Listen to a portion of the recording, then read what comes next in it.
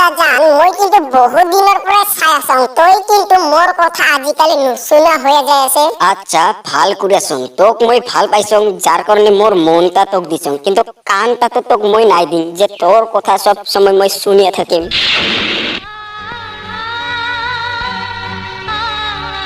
আরে বল্টু ভাল খবর তোর আর তোর তিরির দেখুন রক্তর গ্রুপ সেম একে মিলে। তাতে আর কি ভাল খবর স্যার, আজিলৈকে আমার বিয়া হওয়া 25 বছর হল আর 25 বছরের পর আজিলৈকে মোর তিরি তো মোকে খাইছে তো রক্ত গ্রুপ তো সেম একে হবই। আরে পার্টনার তো একটা কথা গম পাই না নাই যে আমার ভারত দেশটা কিন্তু হলো বেলেগ ধরনের। বেলেগ ধরনের কিন্তু কি করিয়া?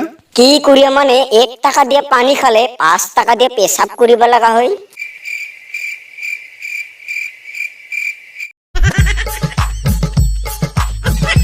আরে ডাক্তার স্যার মোক একটা ইনজেকশন দেখ, মোক একটা পাগলা কুকুরে কামড়াইছে। কুকুর কামড়াইছে তো ঠিকই কিন্তু তুই এখনহে আহিল যে এখন তো মই ঘরতহে যাইছং আর তুই নাজানে যে মোর রোগীক চাওয়ার সময়টা হল ৰাতিপুৱা 10টাৰ পৰা সন্ধিয়া 5টালৈকেহে। স্যার মই তো জানো কিন্তু এই পাগল কুকুরটা তো না জানি না।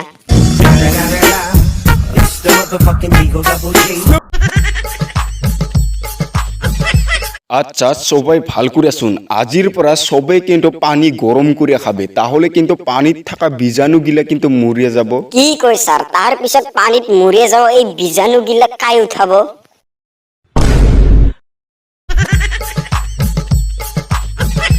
আচ্ছা পার্টনার একটা কথা কত যে বিয়া হওয়ার পিছত ছোৱালী গিলা সবসময় নিজেৰ স্বামীৰ লগতে হাই কাজিয়া কৰে নাকি? হয় ৰে পাটনাৰ ছোৱালী গিলা এঙ্কাই হয় সবসময় নিজেৰ স্বামীৰ লগতে হাই কাজিয়া কৰে। তাহলে তো মই দুইটা বিয়া কৰাম। দুইটা বিয়া কৰাবো কিন্তু কিয়? আৰে পাৰ্টনাৰ যদি হে ছোৱালী গিলে নিজের স্বামীর লগত কাজিয়া করে তাহলে তো মোর লগত কাজিয়া করিবার কারণে মোর দুইটা তীরের মাজত কাজিয়া হব। আরে পার্টনার মই একটা বিপদত পড়ি আছং রে। কি কি হইছে? এফাল দিয়া যতখিনি তিরির মেকআপ করার কারণে বস্তু লাগে এই বস্তুগুলো কিনিয়ে দিবা মই না পাইছং আর মেকআপ নকরা করে তিরির মুখ দেখিলে মোর ভয় লাগে। আচ্ছা বল্টু কত সম্রাট আকবরের তিরির কি নাম আছিল? স্যার প্রশ্নের উত্তর দিওয়ার আগতে কিন্তু মই আপনাক একটা কথা স্পষ্ট করে কয়া দিম যে বেলেগর তিরির খবর রাখার অভ্যাস আপনার থাকিব পারে কিন্তু মোর নাই।